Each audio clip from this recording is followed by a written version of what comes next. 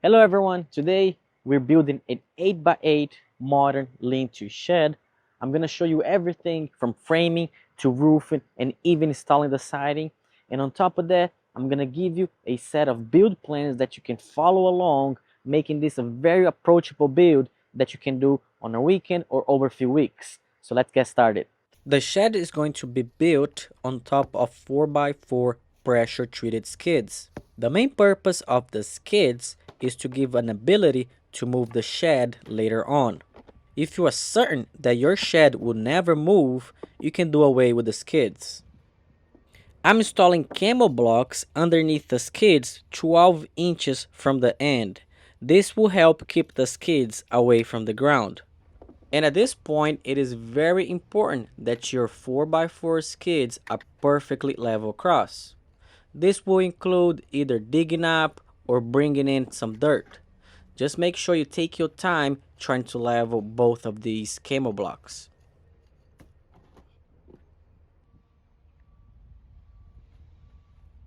And once you have one of the skids leveled, you can work on the next one. The end goal is obviously to have a level working surface. And when you are working on the second skid, make sure that they stay parallel and 6 feet away from the first one. But sometimes it is difficult to get them level across. That's because you may have a bigger slope than you anticipated. What I recommend is either you dig and you move the material, or you add a small piece of block underneath the structure to bring it up.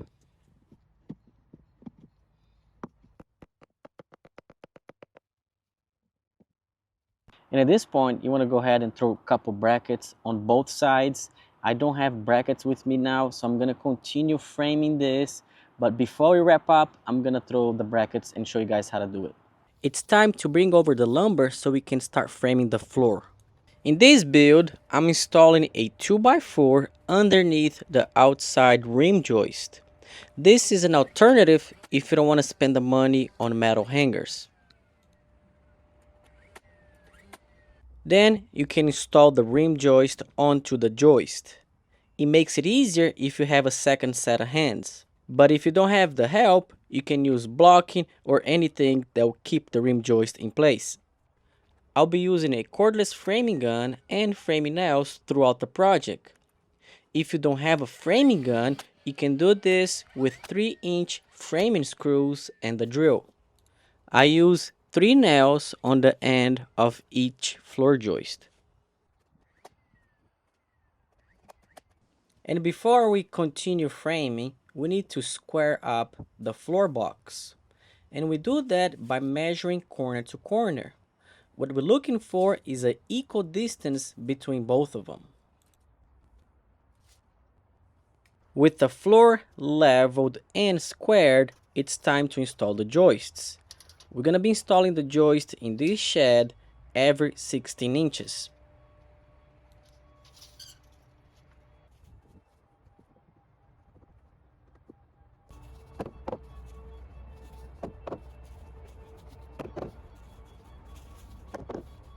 For us to have an 8x8 shed, the floor joist needs to be cut at 7 feet 9 inches. And if you have them cut ahead of time, this goes much easier. And remember, for floor joist, I use 3 nails on each side. And here's something you don't see often on homemade sheds, are these strengthening boards on both ends. And the purpose for these is that if you ever need to move a shed moving company have a place to grab and drag the shed around. If you don't plan to move your shed at all, you don't necessarily need these. And we understand that not everyone is interested on building a shed themselves. And if you're one of those, I'm gonna help you by connecting you with a local shed dealer or builder in your area. Just check the description below or this QR code right here on the screen, and that's gonna get you started. And then if you did use skids like I did, you do have to toe nail them to the floor. So don't forget to throw a couple nails on each side of the joist. And at this point, I went to the hardware store and picked up the brackets. I recommend installing them before you lay down the floor. Otherwise, it's going to be very difficult getting underneath the shed so you can install the brackets. And before you put away the nail gun, we do need to add cleats on the inside of the joist. This is gonna help hold up the insulation. As far as insulation, I'm using a 2-inch thick foam board. Personally, for this project, I chose a foam board.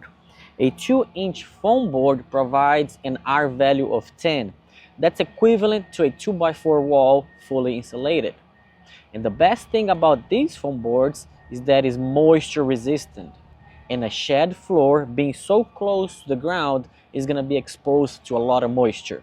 The good thing about them is that they can be easily cut. I use a circular saw just to get a nice straight line, but you can use a knife or saw if you prefer.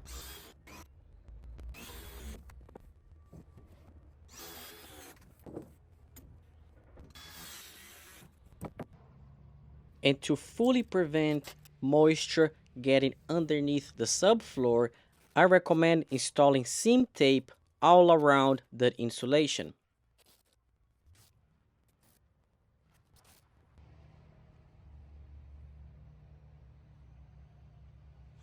And now we're ready to install the subflooring. There's various options for flooring. Some people will use regular plywood, some will use pressure treated plywood, others just plain OSB. I recommend using a 3/4 inch tongue and groove OSB subflooring.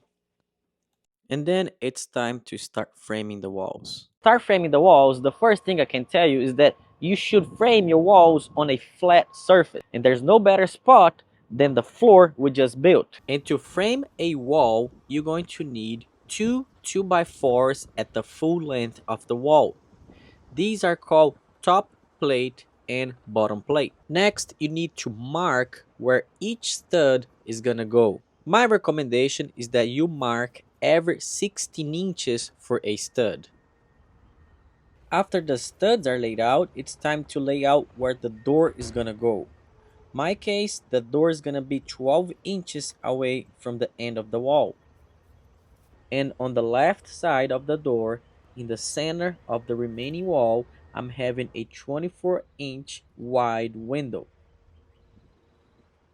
With everything marked out on the top and bottom plate, it's time to bring in the studs.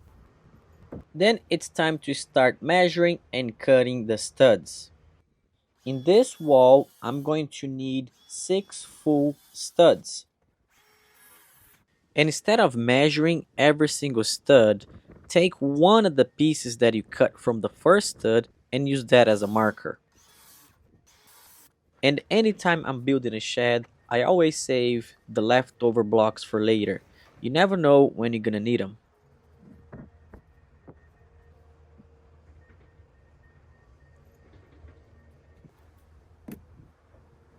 When framing a 2x4 wall, I always use 2 nails. You can use 2 framing screws if you don't have a nail gun. The 2 outside studs are the first ones to be nailed in place. The next stud that gets nailed on are the king studs. The king stud are one stud over from the door opening or the window opening. To make sure they are nailed in the right place, I use a scrap block, line it up with the door opening. Only then I drive a couple nails in. And the window is gonna have the same setup. One stud over is gonna have a king stud for both the right and the left. And the next thing we grab from the lumber pile are gonna be the jack studs. We're gonna need to cut 4 of them to length. When I build a shed, I try to keep the headers of doors and windows always at the same height. This will keep the shed more symmetrical and looks nicer from the exterior. And the same way as we did the king studs, we drive 2 nails on the bottom of every jack stud. The only difference here is that now we connect the jack to the king stud using a clamp, and we drive nails going upwards. Next on the list are the headers. There are two of them, one for the door and one for the window. For each header, we need 3 equal lengths of 2x4s.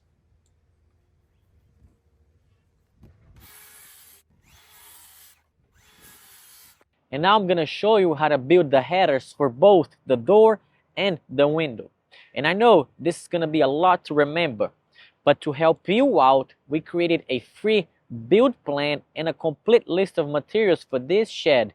And you can find that out right on the description underneath this video, or if you're watching this on your TV, I'm going to put a QR code for you right here. To build the header, you lay down 2 2x4s vertically and one horizontally on top of them. You want to make sure that they are against each other flush. This should create a ½ inch gap between the 2 2x4s on the bottom. Once everything is flush, you drive couple nails in the end of each board, turn around the headers and 2 more nails on the other end.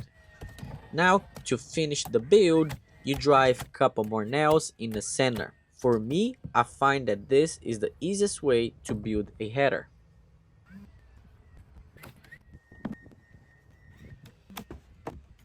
Next in line, we need to measure and cut the top cripple studs.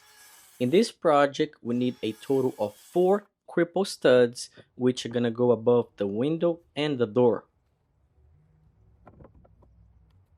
And once you have the cripple studs laid out, all there's left is to sink 2 nails on each stud on the top plate.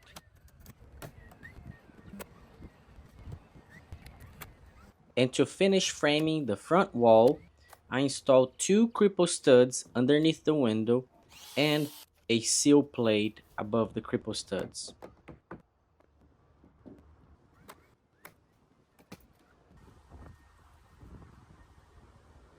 Before I lift the wall in place, I add one 4-foot section of 2x4 on each side.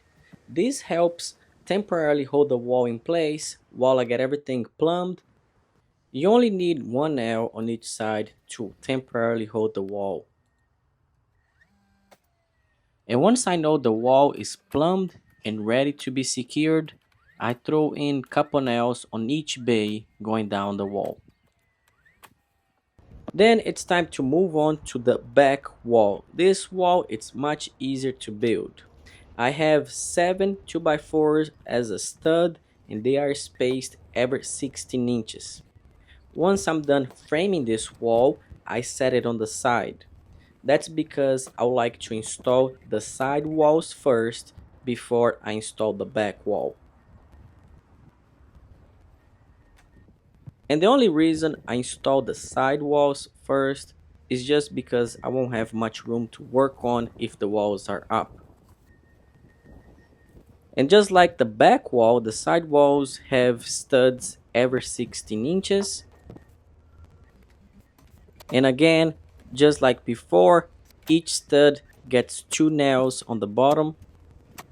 And because there are no doors or windows on this wall, it is much lighter to lift and set it in place. And just like anything in life, the more you do it, the better you get at it. This side wall, it's going to be our last wall to frame, and it goes much easier.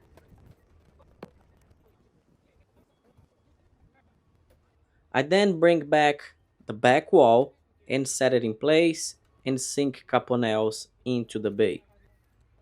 Whenever you join 2 walls, you want to sink nails in between them every 16 inches, just like you would for a stud. In addition, we also lock the walls together by adding a double top plate. The double top plate also helps distribute the load from the roof. So you would need a full length of 2x4 across the whole wall. And to secure that down, you simply nail it down with couple nails just like you would for the regular stud. And don't forget to throw a double top plate on the front wall as well.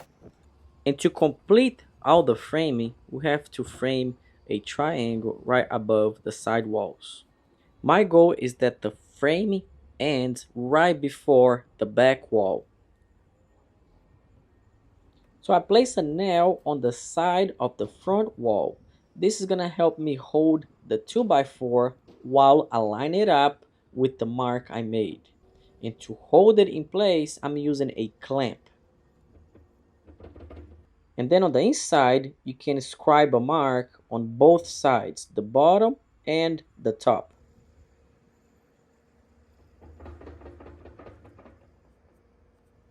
Then we cut the 2x4s. This is gonna be a little tricky cut. Just take your time, maybe practice on a scrap piece of board before you make the final cut. And I line it up with the mark I made and I sink a couple nails on each end. And remember, there are two sides, so you're gonna need two of these cuts. And from the scrap pile, I grabbed some pieces, laid it on top of the wall, and marked the cuts.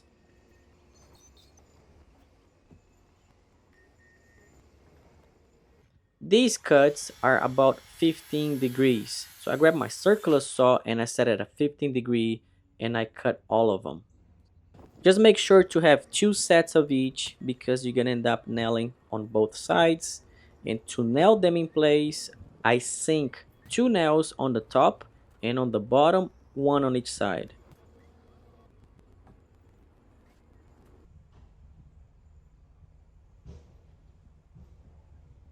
Before you start installing siding or even house wrap on the shed, make sure that you have removed all braces, nails, or anything that's sticking out of the walls. Typically, on a residential construction, first you install your sheathing, then you wrap the building with the vapor barrier. For our shed, since we are using the LP Smart T111 siding, which works as sheeting and siding at the same time, we need to wrap the shed before installing the siding. Generally, sheds don't have any type of moisture or vapor barrier installed. But since we have insulated the floor and we know that in the future we're going to insulate the whole shed, this is money well worth.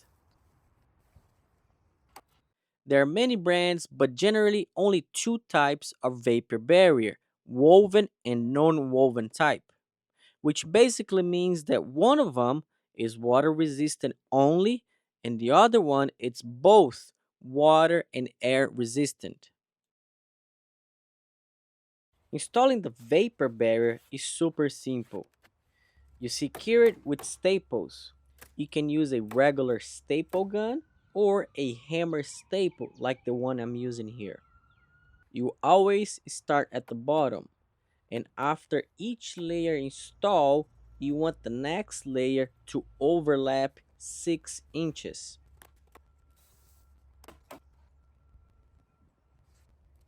Once everything is installed, you go back and you make sure there's a staple every 12 inches going down all the studs.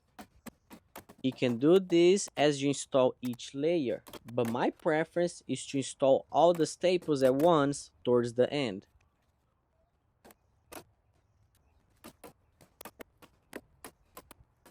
Even though I try to keep the vapor barrier straight and neat as possible, I ran into some ugly corners. The takeaway here is that just try your best, and it's okay if it doesn't come out perfect. And don't forget that you need to tape all the seams. A lot of people skip this step assuming that the building is fully protected with just the installation of the vapor barrier. What's working for us here is that we already purchased this tape when we insulated the floor. And this tape is going to be sufficient to do the whole shed. And by now I have installed the vapor barrier on the whole shed. So just take a look around, and if you come across any rips or holes, you can patch it up with the tape, no problem. And now we're ready to start bringing in the T111 siding. To install the T111 siding, I'm using 2.5-inch siding shank nails. Unfortunately, this is the only size I could find in my local hardware store. If you come across a 1.5-inch siding shank nails, it's gonna make the installation much easier. You will need to drive a nail every 16 inches going down every stud. The good thing is that the cavity in the siding is actually 16 inches from the edge. So you can use that as a guide and make sure to hit the stud every time. And whenever you lay the next sheet, make sure to overlap properly. There is a mark on the each end indicating where the overlap starts and finishes. And I recommend that first you install your siding, your sheeting. In our case, the T111 is doing both the siding and the sheeting before you continue framing the roof. That's because the sheeting is going to provide shear strength to the wall, so whenever you climb on the roof to work, the shed is pretty firm and steady. Knowing all these steps can be complicated, and that's why we created a free build plan and a free list of materials for this whole shed. We're gonna leave a link on the description below for you, but if you're watching this on your TV, I'm gonna leave a QR code for you right here.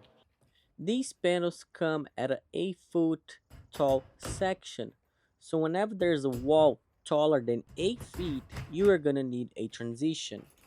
I'm using a 3/8 Z flashing as a transition. This flashing will push the water out that tries to penetrate behind the siding. Some people will actually choose to cover this up with a trim instead of flashing. I choose flashing because one is much cheaper than a piece of trim and also provides the right protection against water penetration. And now we get to work on the front of the shed.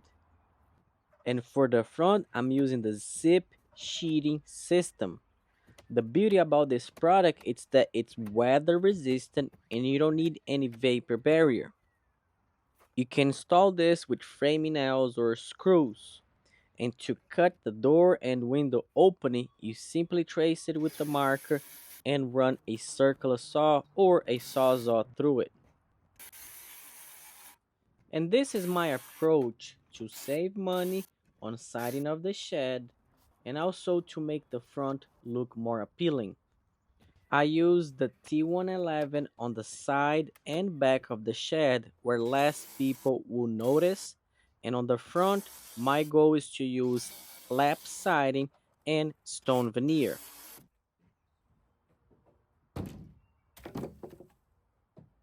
One thing I noticed as I was sheeting the front that I forgot to add a cripple stud above the door. And after all the panels on the front wall is installed and the doors and windows are cut, the only thing left is to install the seam tape. Now the zip system makes a very good flashing tape. Matter of fact, this is the same tape we're going to be using to install the windows and the doors. And now we're going to start framing the roof. To start, we need to pick what size lumber we want for the rafters. I recommend building the rafters for your roof with at least a 2x6 lumber. This will give you enough room to make the cuts so the lumber sits perfectly on top of the wall, and also ample space for insulating the ceiling later on. The first mark you need to make will dictate the size of your front soffit. For this shed, I'm having a 16 inches deep soffit. You will then line up that 16-inch mark right in front of the wall. Then I place a piece of 3/4 inch scrap board on top of the front wall and drew a line above it. This is called the seat cut, and it's because the rafter will seat on top of the wall. And after that, you place a square against the wall and draw a line for your heel cut. And once you have marked the cuts for the front of the shed, it's time to go on the back and mark those cuts. And on the back, we use a very similar process to measure and mark the cuts. We place a piece of scrap board and mark the horizontal seat cut, and with the square placed against the back of the wall, we mark the vertical heel cut.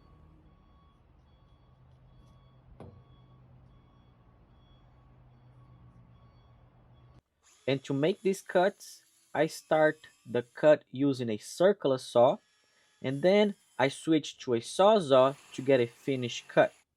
If you don't have a sawzall, you can finish this off with a regular hand saw, and it should be pretty straightforward.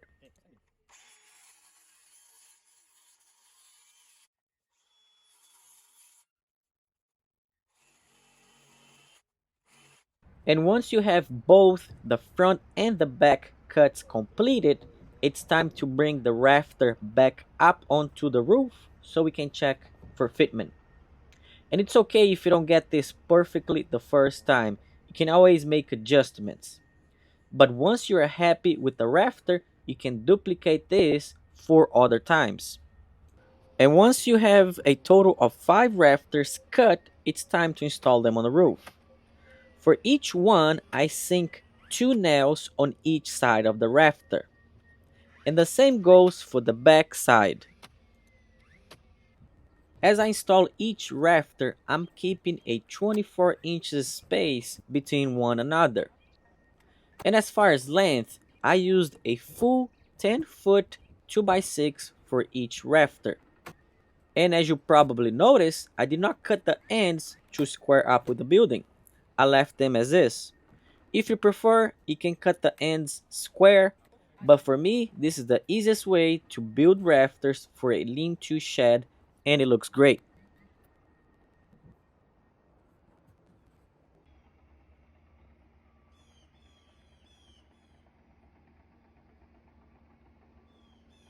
And now we have to install the subfascia. If you have someone to help, this is super easy. If you don't, I'm gonna show you a little trick that's gonna help you install the subfascia by yourself. Measure 5¼ inches from the end of a 2x6, grab a nail and nail it right in the center of the stud. Then you bend the nail towards the side. Then you're gonna hook the nail right in the center of the first rafter. Now you have an extra helping hand holding up the subfascia. All you have to do is drive couple nails on the end of each rafter holding up the subfascia. This trick can help you in a lot of different ways, but the reason I'm using 5¼ inch nail in the rafter is so I can add another rafter on the end of each subfascia. And after adding the rafter on each side of the building, you can cut the excess of the subfascia. Then I installed blocking between the last 2 rafters to keep them more sturdy. You're only gonna need about 3 or 4 blocks on this last bay. Also, it's a good option to toenail the last rafter on top of the wall.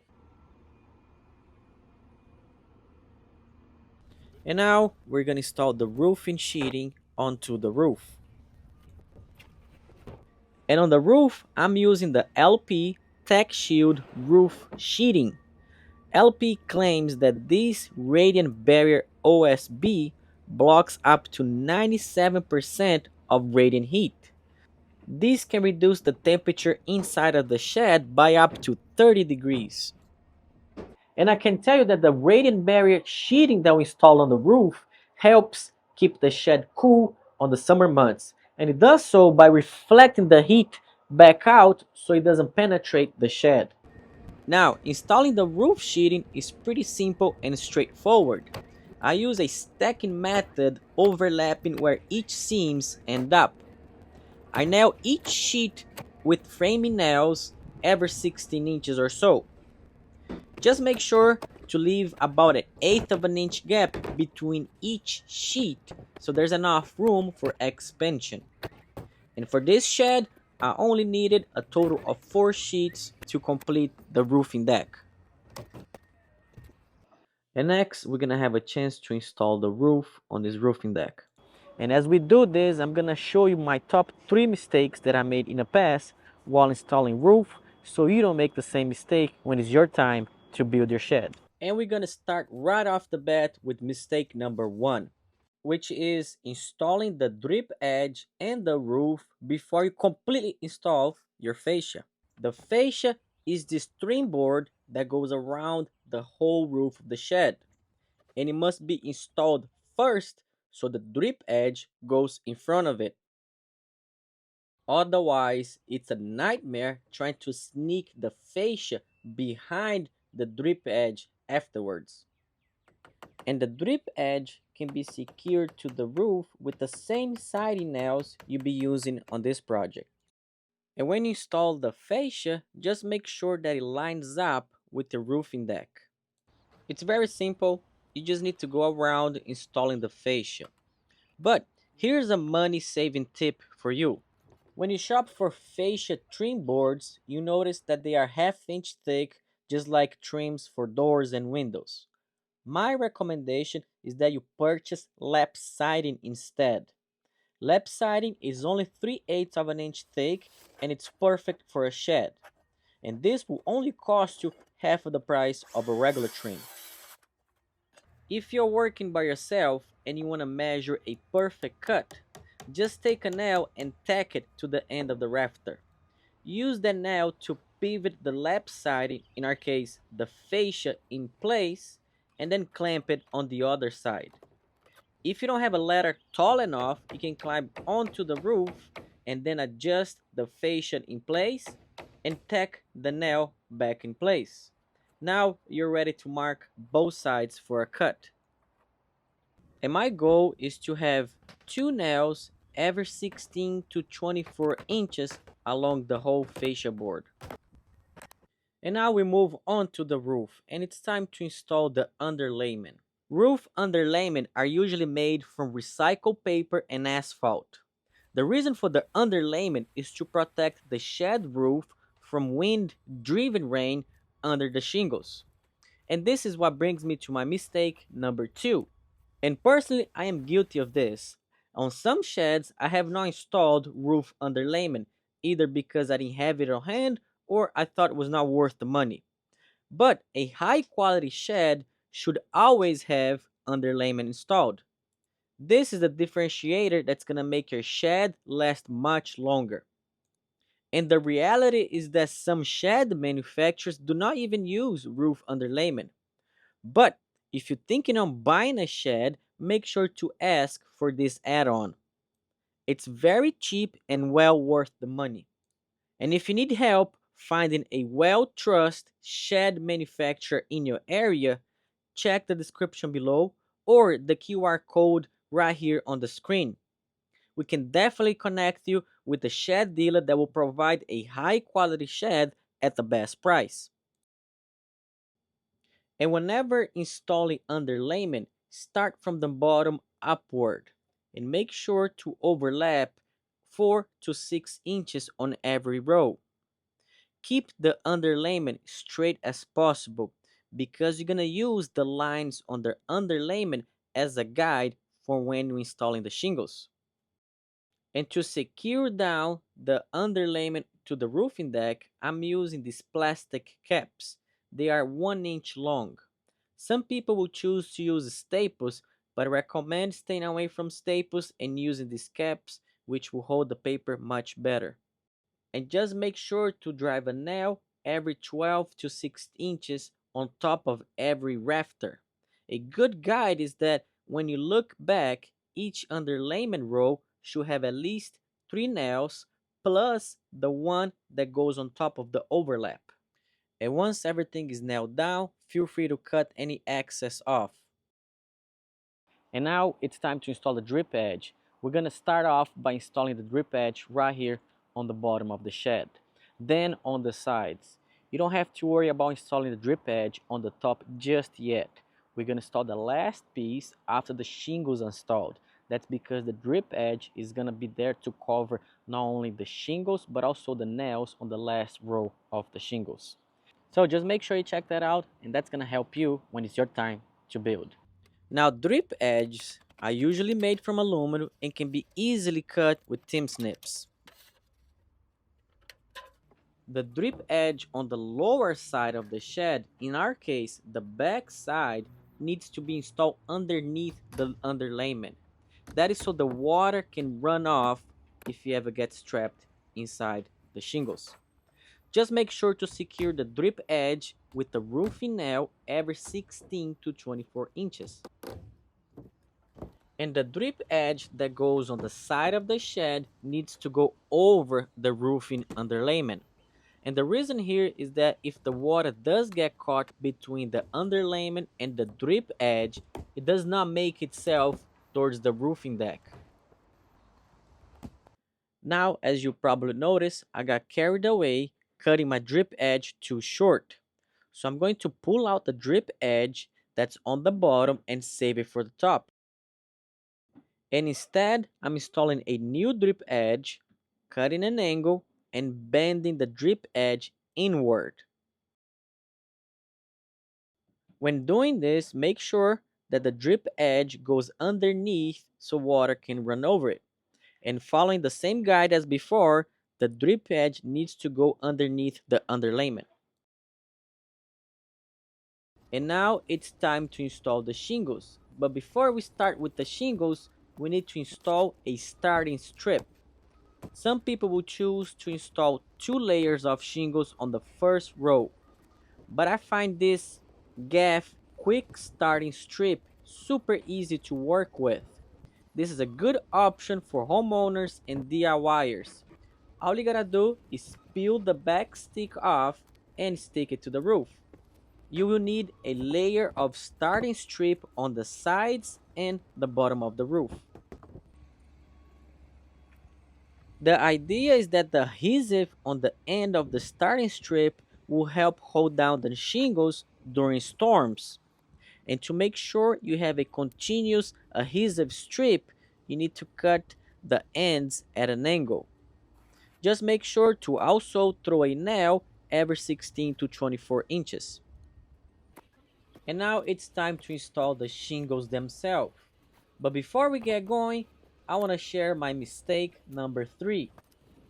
And this has to be with tools. Make sure you don't forget to purchase a hook blade for your utility knife. This has to be the cheapest investment for the return. A utility knife will go dull on you every few cuts. And not only that's frustrating, but also could mean that you can hurt yourself with the dull knife. Having the right tools for the job in this application is making sure to at least have a hook blade for your knife. Now, it does help if you have a nail gun, and it will make the installation of the roof much easier. But if you don't, this can be easily done with roofing nails and a hammer.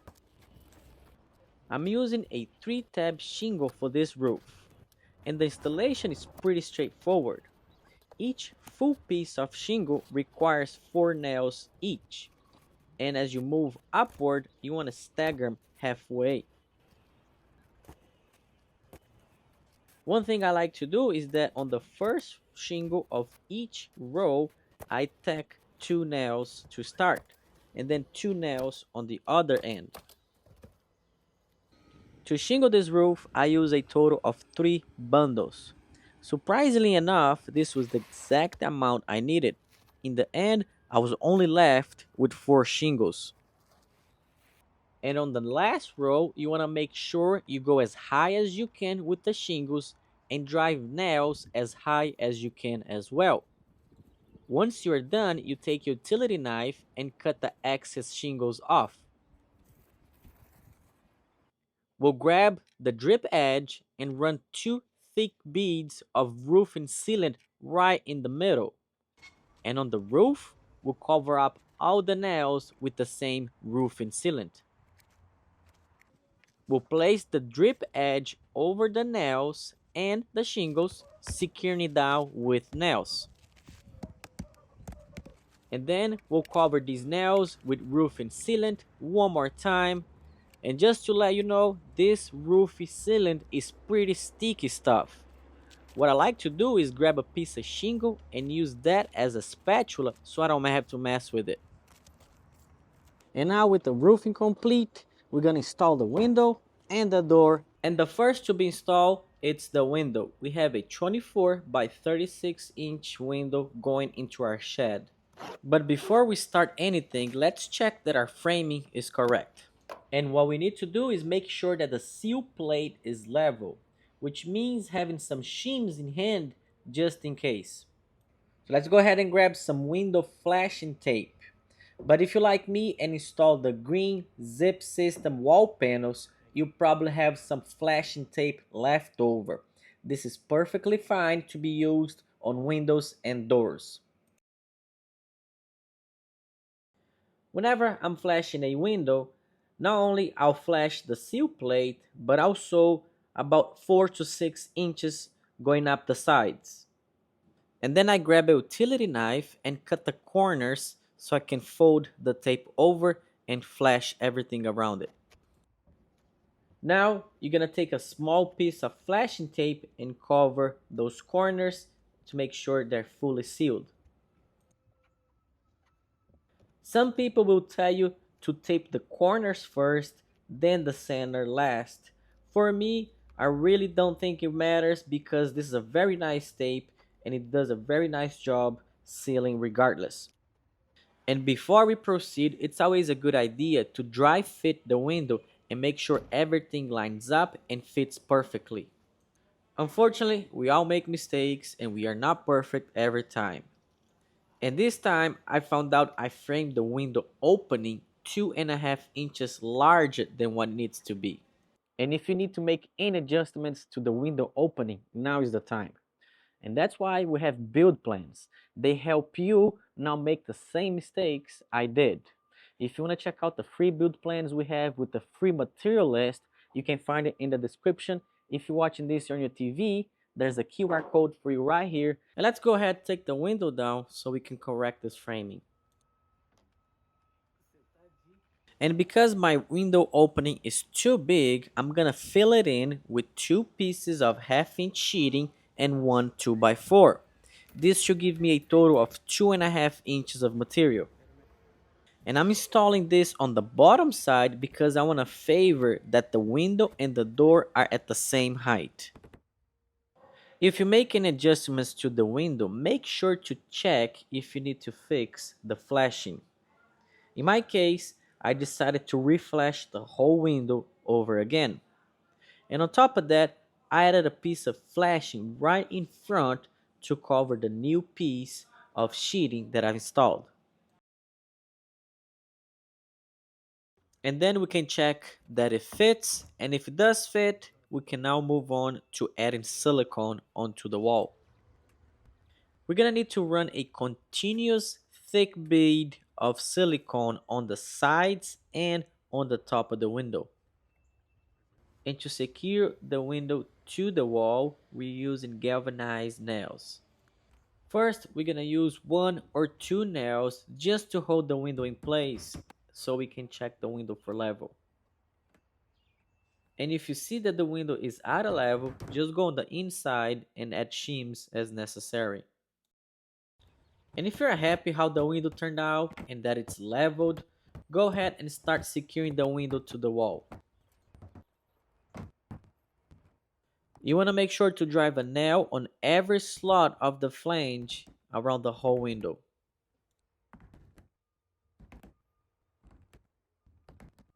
Then I install flashing tape on both sides of the window, covering all the nails and the flange and the top. And on the inside, we're going to remove the shims and try out the window. You want to make sure that it slides open and close freely. And this should complete the window install. Now it's time to move on to installing the door. And if you haven't yet, this is the time you need to cut the bottom plate off. And just like the window, you want to add flashing tape to the bottom of the door opening. Then you have to prep the door for a dry fit. You're gonna need to remove the plastics footers that's on the bottom of the door, and also on the handles you're gonna find a black piece of plastic that needs to be removed. And the same way as you did for the window, you place the door inside the door opening, make sure that it fits nicely. Especially how heavy the door is, you want to make sure that it goes in with no trouble. Then you pull the door out, and now you want to add 2 lines of construction adhesive on the bottom. And quickly you get on a ladder and you add a single line of silicone around the door. You want to try to be quick here because if you think the construction adhesive is drying up while you're setting the silicone in place. We now bring back the door and set it in place one last time. I use trim nails on the door trim to hold the door in place. A brand new door will come with a set of 4 screws. 3 screws are to be used on the hinges. You notice that each hinge is missing 1 screw. This is where you drive these 2.5-inch long screws. And the 4th screw is to be used on the side where the doorknob is. Typically, you want to drive a screw right behind the weather seal. The nice thing about installing a new door on a new shed is that everything is squared and should fit nicely. And once you're done driving the screws, go ahead on the outside and drive a few more nails on the trims. Next, it's time to install the siding on the shed. And before we start installing the siding, there are a few housekeeping activities we need to take care of. And the first being going around installing the soffit.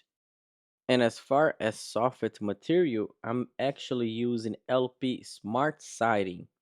And what I'm doing is ripping sections off the pedal board and using them inside the soffit. I find that this is the most economical approach to build out a soffit. And the end goal here is that when you install the soffit using the LP Smart Siding, you line up as best as you can the grooves. This will make a nice transition from wall to soffit. On the side of the shed, I ended up using 2 4-foot sections and a small section to reach the front soffit. And in general, whenever installing this soffit, just make sure that you have somewhere to nail the soffit to, which means that you may shift to start a section on a stud and make sure that it ends on a stud. And the last thing we need to do before moving to installing the siding is make sure to install the trim on the corners of the shed. And now that we completed the sides, the back, and the soffit of the shed, it's time to work on the front. But before you do, make sure that you go around caulking all the seams on the shed, the nail heads, and any of the exposed wood. You want to make sure you cover them up before you paint. And to install this stone veneer, it's super simple and easy. This is probably the most DIY product that one can use to transform the shed. To attach the veneer to the wall, you need exterior screws. You simply screw one end of the veneer, and while making sure that it's level, you drive a second screw on the other end. To complete the install, you need to drive 2 more screws on the side and 2 more on the top. When it comes to cutting the veneer, it can be cut with pretty much anything. I'm using a circular saw just so I know I have a straight cut. You can finish it off with a regular hand saw, a multi-tool, or even a utility knife. Now, when it comes to installing odd-shaped veneers, I recommend the best approach is to use your own judgment. For this case, I'm adding couple screws to the side and couple screws on the top. And if necessary, you can also add screws on the face of the stone as long as you cover them up later with some gray color caulking.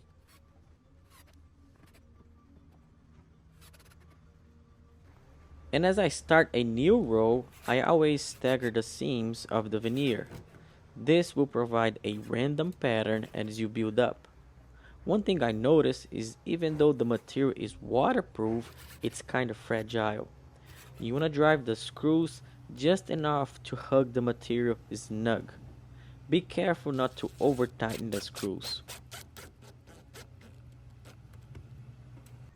For this project, I ordered a total of 7 pieces of stone veneer. This allowed me to build up 4 rows, which comes out to about a 4-foot height.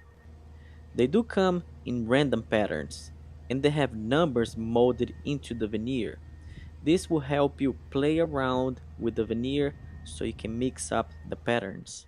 And I'm gonna leave a link in the description so you know exactly where to find this material. And now it's time to transition from the veneer over to our lap siding. And the way we're gonna do that is we're gonna use a trim that it's the same material as the veneer. We're gonna secure that to the wall. On the top of that, we're gonna flash it all across. The stone veneer trim comes in 42 inches in length. So I ordered 2 pieces and cut them to fit. Remember that you're gonna have to caulk the screw heads later on. And the transition drip edge comes in 10-foot sections. We're gonna use the drip edge here, transition from stone veneer to lap siding and also above the doors and windows. And before you install the first row of lap siding, you're gonna need to rip one section about 2 inches tall and install that first. This will allow the lap siding to be installed at an angle, and whenever there's rain or water, this will drive the water outwards.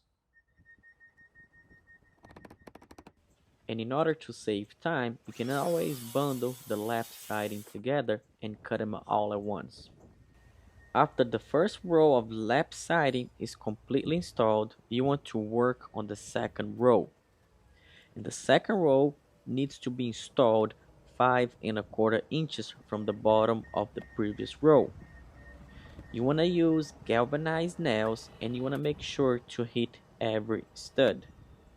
Also, it's crucial that as you move up, each row needs to be leveled.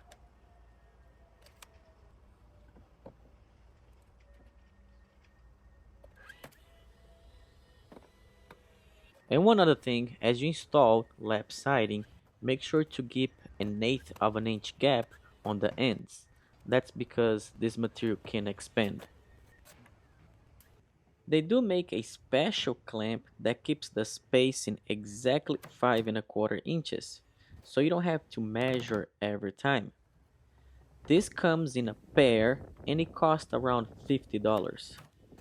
I think for a small shed like this one, it's not worth it spending the $50. However, if you do have more siding work that you need done around the house, this $50 is well worth it, especially if you're working by yourself. And if you're not interested on buying new tools or climbing ladders, but you still want a high quality shed, we can definitely help you out.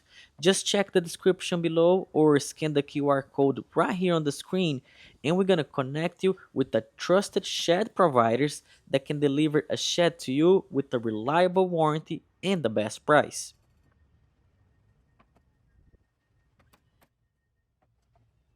I do recommend that you add drip edge above the door and the window. You should have enough drip edge left over to cover these 2 areas. One thing that's optional is that if you decide, you could add trim around the window. This will give a cleaner look. And after you finish installing the lap siding over the door and window, it's pretty much a straight shot home. This should go even much smoother if you have two ladders set up, one on each side. And once you get to the last row, you may have to rip the lap siding so it fits snug against the soffit. And at this point, you're gonna nail the lap siding as high as you can. And to cover up the nails, we're gonna install a piece of trim. And there you have it. The siding is installed. All there's left to it is caulk all the seams, the nail heads, and throw a coat of paint on it. Make sure you do that in the next few days. I hope you enjoyed this video as much as I did building it because it was super fun. Make sure to grab your build plans in the description below. And if this is not the shed you want to build, we also have other sheds and plans available at everydayshed.com. Thank you for watching, and I'll see you in the next one. Have a good one.